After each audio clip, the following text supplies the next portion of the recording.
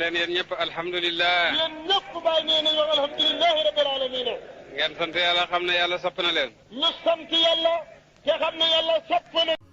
alhamdulilahi wal abdulillah wasalaatu wasalaamu ala mawlana rasulillah wa ala alihi wa ashaabihi dhawi lfadli waljah. ilahi la ilma lana illa ma allamtana innaka anta alalimu alhakim.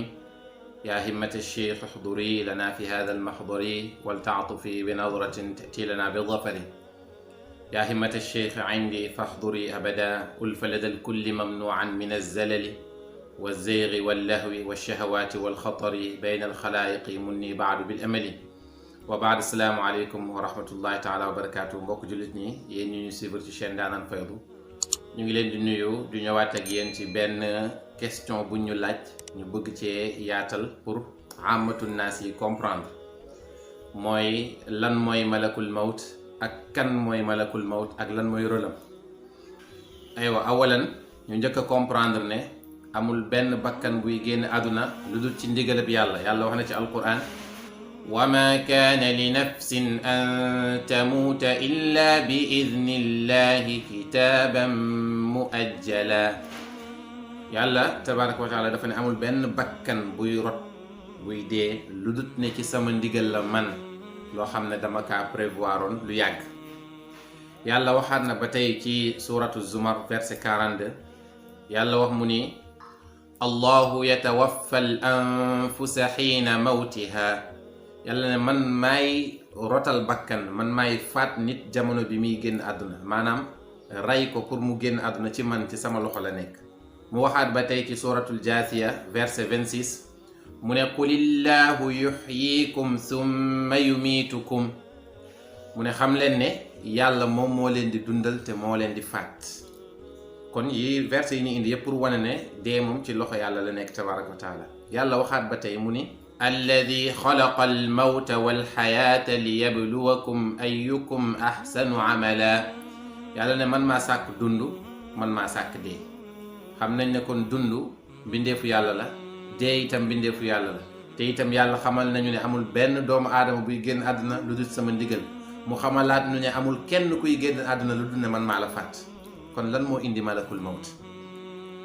bon yàlla moom moo wax ci suratu sajda verset 11 yàlla ne qul yatawaffakum malakul mawti alladi wukkila bikum summa ila rabbikum turjaun. yàlla ne qul waxal yow yonent bi yatawaffaakum ki leen di faat yéen mooy al malakul mawti alladi wukkila bikum mooy malakul mawti bi nga xamante ni moom la ñu dénk seeni ruux. kon malakul mawt li muy firi rek mooy ki yàlla jox mission boobu noonu. xam nga yàlla mooy wërsëgale waaye ñu ngi wax ne Mikail moom moo yor wërsëgu jaami. naka noonu yàlla dafa am ay malak ay malaayika yoo xamante ni daf leen di dénk ay mission woon. malakul mawti bii ne ci la bokk. rot na ci ay wax yu bëri ne Azrail la tudd waaye loolu ñëwul ci alquran ñëwul tamit ci xadis bu wér. waaye munoo ne am na munoo ne amut de toute façon alquran malakul mawti la ko tuddee point. malakul mawti boobu noonu amul lenn lu muy def lu dul ci ndigal ak yàlla comme aaya bi njëkk a indi yàlla dafa ne wa ma kaana li nafsin an tamuuta illa bi idnillah kitaaban muajjala. amul benn bakkan buy rot lu ci sama ndigal. yàlla waxaat na ci alquran ba tey mu ne wa huwa alqaahiru fawqa ibaadihi wa yursilu alaykum xafada xatta ida jaa axadakum almawtu tawaffathu rusuluna wa hum laa yufarrituun. yàlla ne wa huwa alqaahiru fawqa ibaadihi man maay ki nga xam ne man maa noot sama jaam yépp. wa yursilu alaykum xafada man maay yóndee ci yéen nag ñoo xam ne ñoom ñoo leen di saytu. ba am na benn wax bu ñuy askane Yonent bi sallallahu alayhi wa sallam mu ne malakul mawti amul benn bés lu dul ne kër gu nekk dana fa taxaw 5 fois par jour di xool kan la ci àppam jege. bu demee ba mu gis ne kii ni àppam jege na mu sànni ci moom soor yi nga xamante ne ñoom ñooy yëngal ruux bi ba nga xam ne bu jotee daf koy xabdu yóbbu ko mooy day jël ruux bi yóbbu.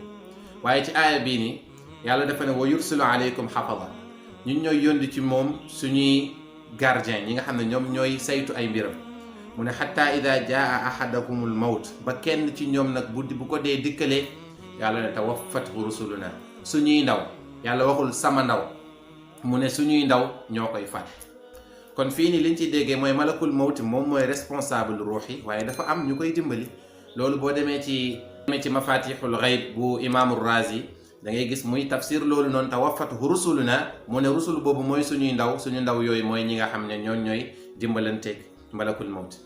kon ci fii nii rek dañuy wax ne képp ku tuumaal malakul mawt yàlla nga tuumaal, ndax du def dara moom lu dul ci ndigalab yàlla. kon lépp lu nit ki di def muy laal diineem wala muy laal pas-pasam na ci def point d'interrogation, lan la yàlla wax ci lii, nan la ma yàlla di xoolee ci wax ji may wax wala jëfin bii may jëf. ndax à chaque fois dañu cessé ci di ko répéter, nit ki amut lu gën a fort pas-pasam, nit ki amul lu gën a fort diineem bii nii. bu ko sàgganee rek sàggane na léppam, ndax lii du dund. bu duñu wax ne bu ko sàgganee sàggane na dundam, ndax lii du dund bi dëggantaan du wut fii nii passage la bu ñu war a jaar pour dem ci dund ba nag pour mu jag il faut ñu consulter suñu alquran, il faut ñu consulter suñuy ahadis, il faut ñu consulter waxi borom xam-xam yi. yàlla nañu yàlla defal fatxu, defal ñu tawfiq, ñu xam ne ilayhi yurja'u al amru kullu, loolu la yàlla wax ci alquran ne mbir yépp ci sama loxo lay dellu.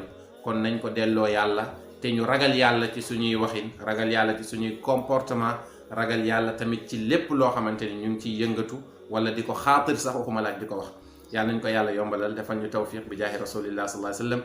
alhamdu awwalu da'wana wa akhiruha walhamdulillahi min hiinin ila hiin. in uridu illa al islaha ma stata'tu wa ma tawfiqi illa billah alayhi tawakkaltu ilayhi unib. wassalaamu alaykum wa rahmatullahi ta'ala wa barakatuh.